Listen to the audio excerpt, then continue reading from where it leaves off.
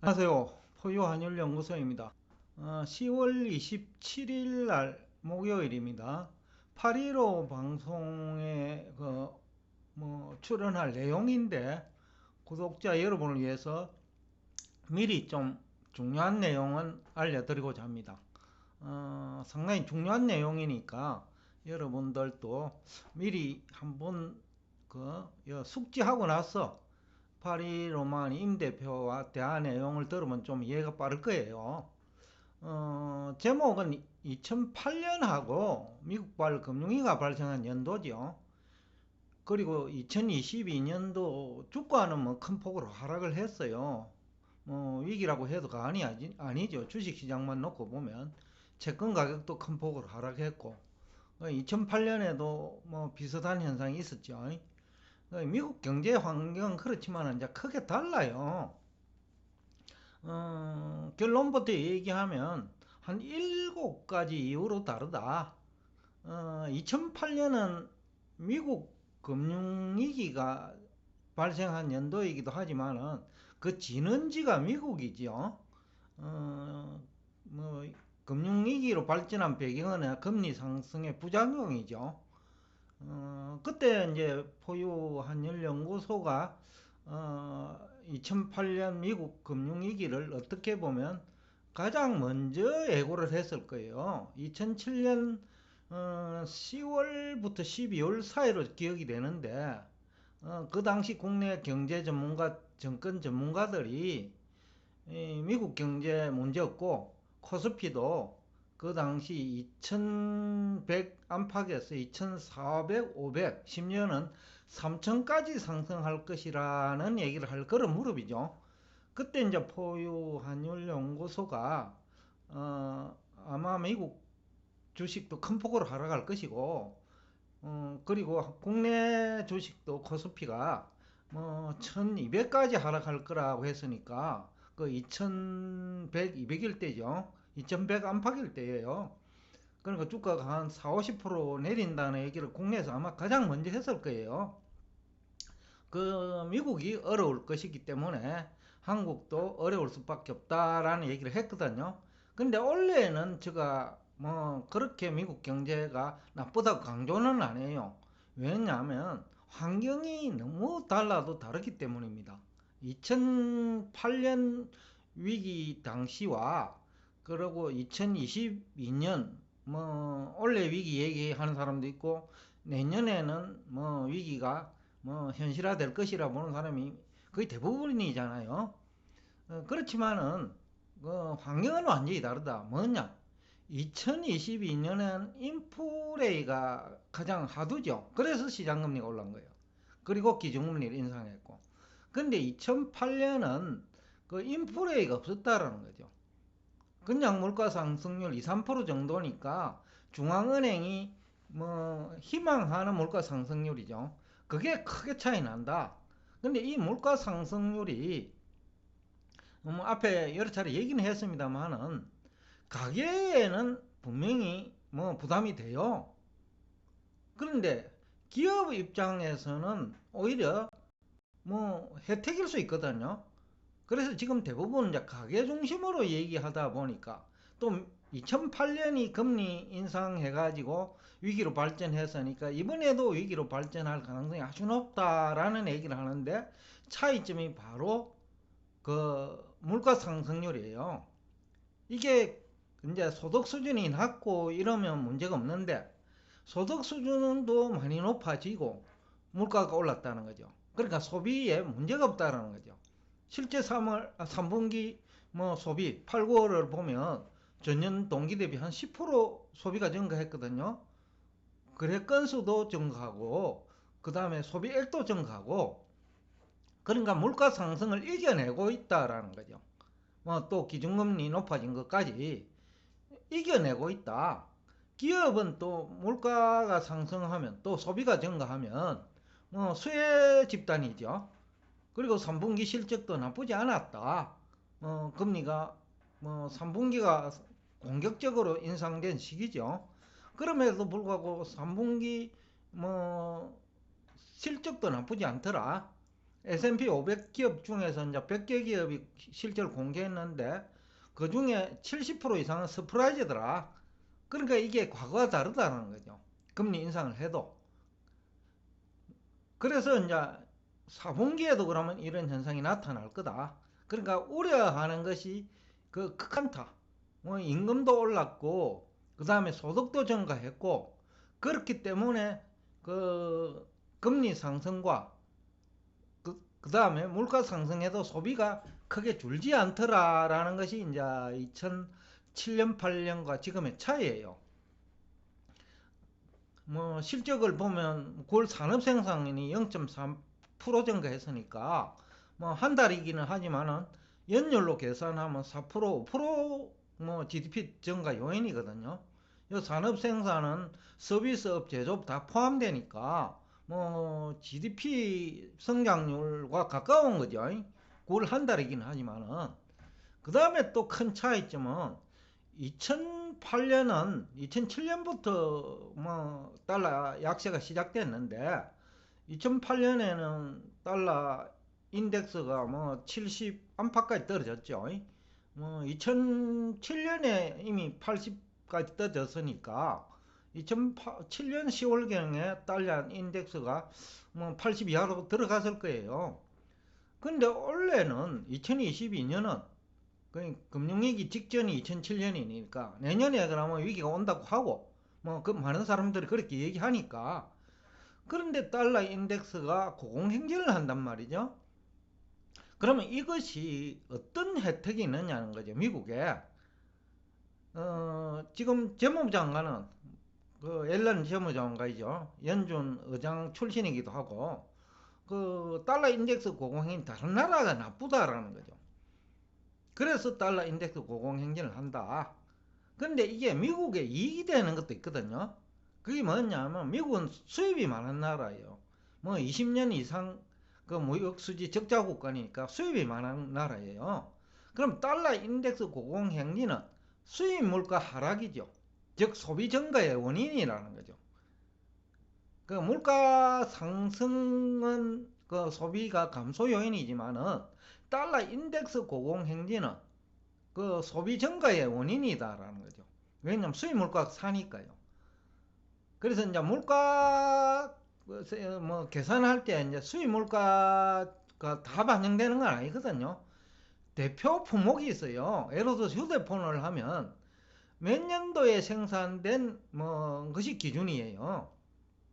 그러다 보니 수입 물가가 낮아졌는데 달러 인덱스 공행진으로 그것들은 대부분 물가에 반영 안 되는 것이 많아요. 그러니까 소비는 증가할 수 있는 거죠. 수입 물가가 낮으니까. 바로 그 점이 2007년 8년과 2022년은 크게 다르다. 그래서 소비가 크게 감소하지 않을 거라는 거죠. 뭐 2023년에도 뭐 상반기에는 크게 감소하지 않을 거라고 보는 이유 중에 하나예요. 그 다음에 이것도 중요해요.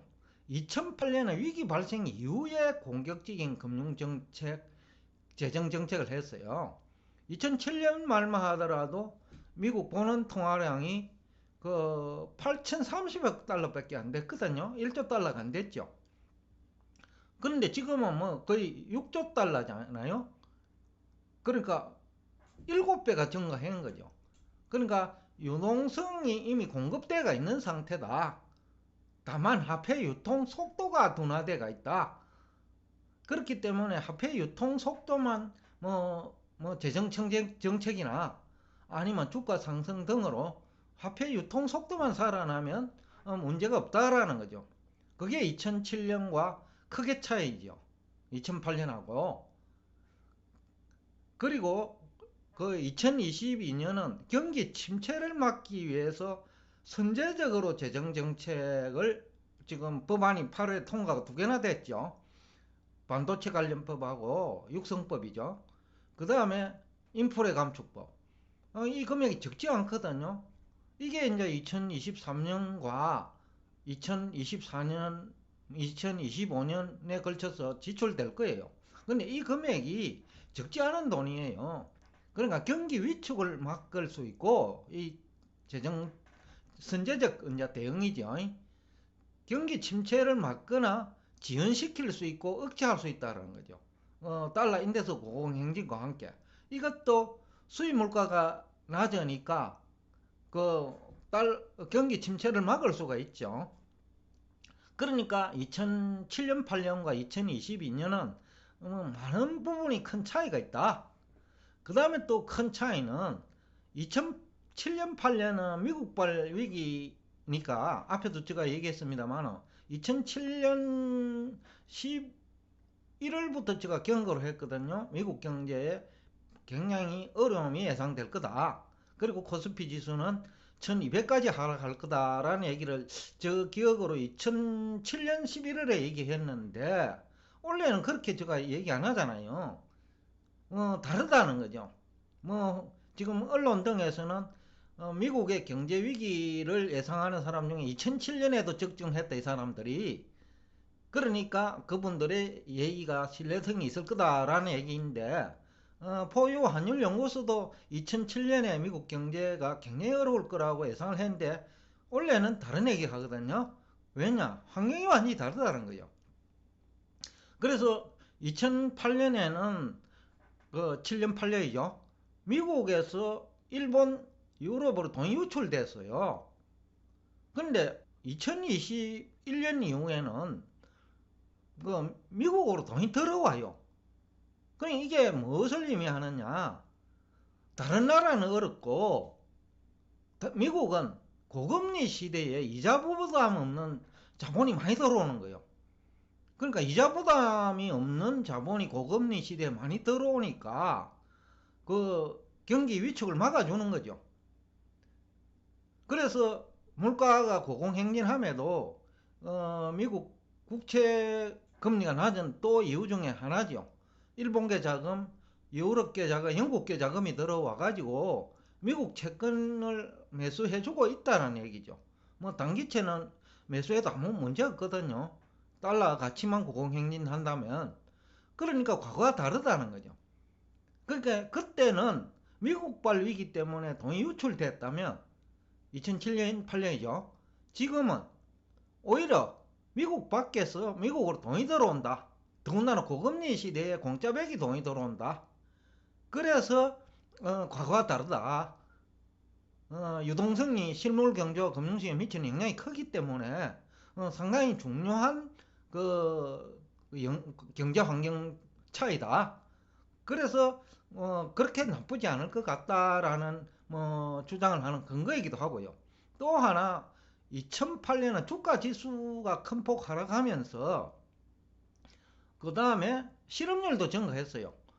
2007년 실업률이 4%대였고 2008년 9년에는 2009년 10년에는 9%대까지 들어갔거든요. 2009년에는 8%대. 그러니까 이것이 완전히 다르다라는 거죠. 지금은 그 낮은 실업률 3.5%는 완전 고용 수준이에요. 9월 말 기준으로. 그러니까 경제 환경이 다르다는 거죠. 물가도 높고 금리도 높은데 그때는 그 실업률이 높아지고 다만 주가만 큰 폭으로 빠진 거는 거의 동일해요. 2008년이 좀 더 많이 빠졌다면 하락폭이 거의 한 40% 육박했는데 지금도 나스닥 한 30% 빠졌는데 그때 41% 빠졌어요. 비슷해요. 빠진 거. 그런데 다른 실물 경제와 노동시장 그리고 또 다른 거는 아까 달러 인덱스 고공행진이 완전 다르다. 이것들은 미국 경제에 유리한 그 2008년과 차이다. 그때는 달러 약세니까 미국 경제 불리해요. 왜? 미국에서 일본이나 유럽으로 돈이 유출되는데 지금은 거꾸로 돈이 들어온다는 거죠. 그래서 완전히 다르다. 그래서 이게 미국 경제가 경제 전문가들이 2021년 3월 이후 계속해서 미국 경기 심각한 침체를 예고하는데 계속 아직까지 그런 현상이 나타나지 않은 이유이기도 하고 아마 연말까지도 전혀 문제 없을 거라고 봅니다. 포유 환율 연구소가 3분기 성장률도 다른 경제 전문가들 다 뭐 마이너스 얘기를 할 때 8월 27일이니까 미국 플러스 성장할 거다. 1.5 예상을 했는데 뭐 2%대가 넘을 것 같아요. 2% 이상일 것 같아요. 그러니까 과거와 다른 게 바로 3분기 실적에 나타났다라는 거죠. 4분기에도 뭐 그럴 거라고 봐요. 환경이 다르기 때문에요. 그리고 내년 1분기에도 마이너스 성장은 뭐 예상하지 않고 있어요. 환경이 다르기 때문에. 다만 2007년 8년과 크게 다른 게 미국 정부 부채 비율이 높아요. 이것이 이제 뭐 2007년 8년보다 뭐 아주 나빠진 그 경제 지표인데, 그렇지만 인플레 때문에 조세 수입도 증가해요. 소비 증가하니까 소비세 증가할 거고, 또 기업이 어닝 서프라이즈 하면 법인세 증가할 거고, 또 인플레 효과까지 있고, 그렇기 때문에 지금 정부 부채 비율이 높지만은 뭐 문제가 될 만한 그 환경은 아니다. 그렇기 때문에 그 2007년 8년과 같은 그런 그 2022년 2023년 위기는 나타나지 않을 거다. 전 미국 재무부 장관도 스머스가 전 재무부 장관이죠. 그 위기가 뭐라고 말하기는 어렵고 약한 경기 침체 정도 얘기를 하거든요. 지금은 이제 그 일반인이니까 현직에 안 있으니까 있는 그대로 얘기할 수 있어요. 그러니까 약한 경기 침체 정도는 있을 거다. 그 포유 환율 연구소하고 거의 비슷한 생각이에요. 그 약한 그 미국 경제 침체는 있을 거다. 그러나 2008년과 같은 그런 과거에 경험하지 못한 위기는 결코 발생하지 않을 거다라는 얘기를 하고 싶습니다. 8.15 머니 가서 할 얘기를 지금 포유 환율 연구소 구독자 여러분에게 먼저 제공했습니다. 오늘도 끝까지 경청해 주셔서 대단히 감사합니다.